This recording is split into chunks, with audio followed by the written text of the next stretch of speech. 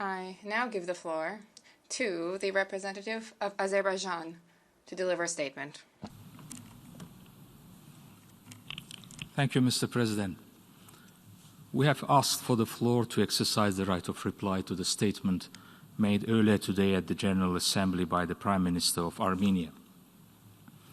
As is well known, in early 1990s, Armenia used military force against Azerbaijan to fulfill its long-nurtured plan of seizing the territory of my country. The aggression was well prepared. As a result, a significant part of Azerbaijan's territory, including Nagorno-Karabakh, the 7 adjacent districts, and some exclaves, was seized by Armenia and remained under its occupation until now. The war claimed the lives of tens of thousands of people and caused considerable destruction of civilian infrastructure and property in Azerbaijan. The occupied territories were ethnically cleansed of all Azerbaijanis. More than 1 million people were forced to leave their homes in these territories. Attempts by Armenia to disguise its unlawful claims and actions by speculations with self-determination are fundamentally flawed and have nothing in common with that principle as it is set forth in the Charter of the United Nations, the 1975 CSCE Helsinki Final Act, and other related international documents.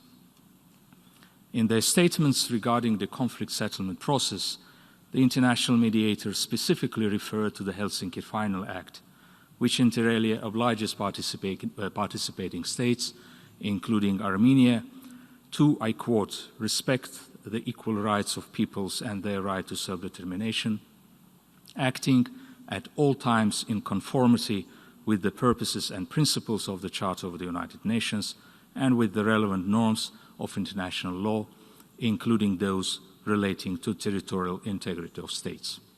End quote. Moreover, self-determination claims are unsustainable when they are accompanied by violation of international law, in particular its peremptory norms, jus cogens, such as those prohibiting the threat or use of force against the sovereignty and territorial integrity of states. Armenia's allegation that the so-called authorities of Nagorno-Karabakh should take part in the negotiations does not stand up to criticism. Having succeeded in expelling all Azerbaijanis from the Nagorno-Karabakh region, Armenia spares no effort to introduce the ethnically constructed puppet regime it has established there at the region's authorities. However, in its relevant documents and decisions, the OSCE recognizes that the population of this region of Azerbaijan consists of two equal communities, namely the Azerbaijani and Armenian communities. None of these or any other documents and decisions designates the Armenian community as elected authorities. Over the past 2 years, we have witnessed consistent attempts by the leadership of Armenia to derail the peace process, including by attempting to undermine the format of negotiations. It prompted the co-chairs of the OSCE Minsk Group to issue a statement on 9th March 2019, in which they urged to refrain from demanding unilateral changes to the format. Moreover, the illegality of the puppet regime set up by Armenia in the occupied territories of Azerbaijan has been repeatedly stated at the international level. It is under Armenia's direction and control, and is ultimately nothing other than the product of aggression, ethnic cleansing, and other atrocity crimes committed against Azerbaijanis on racial, ethnic, and religious grounds.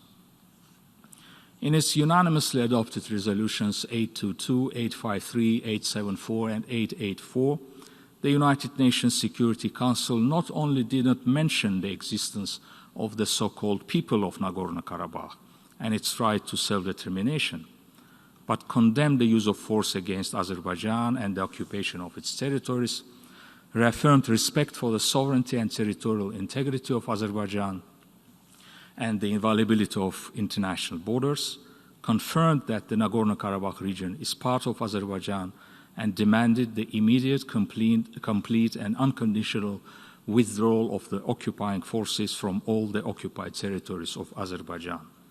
The numerous documents of other international organizations expressing the unified position of the world community are framed along the same lines.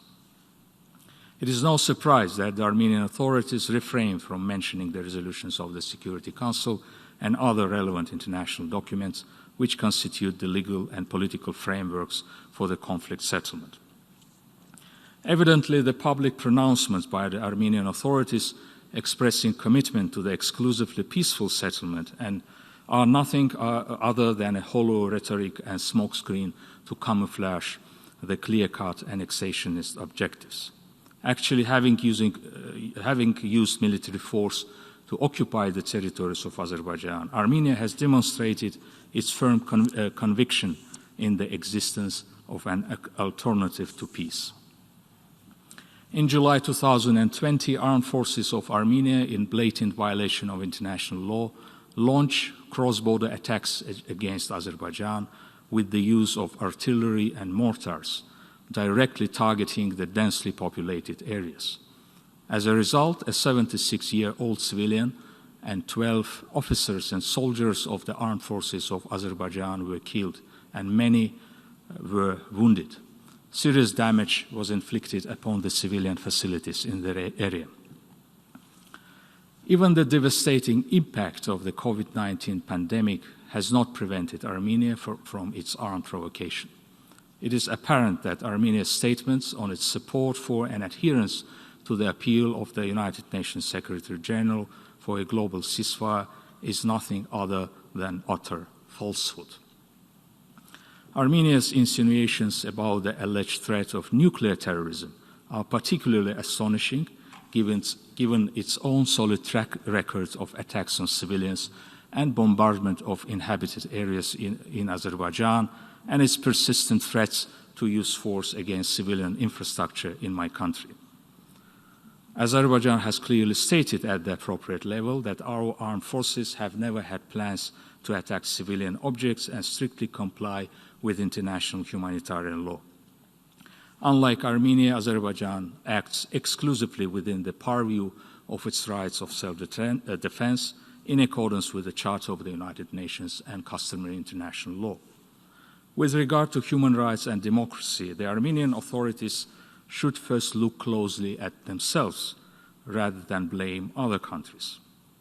Indeed, all successive governments in Armenia, including the current one, have come to power violently and have resorted to the cruelest possible methods of dealing with political opponents. The crackdown on the opposition, politically motivated killings, limited freedom of media, interference in the judiciary, and the undisguised promotion of the odious ideas of ethnic incompatibility and hatred towards Azerbaijan and other neighboring nations are bitter realities in today's Armenia. Armenia continues to pose a serious threat to regional and international peace, security, and stability, thus necessitating the urgent action by the international community.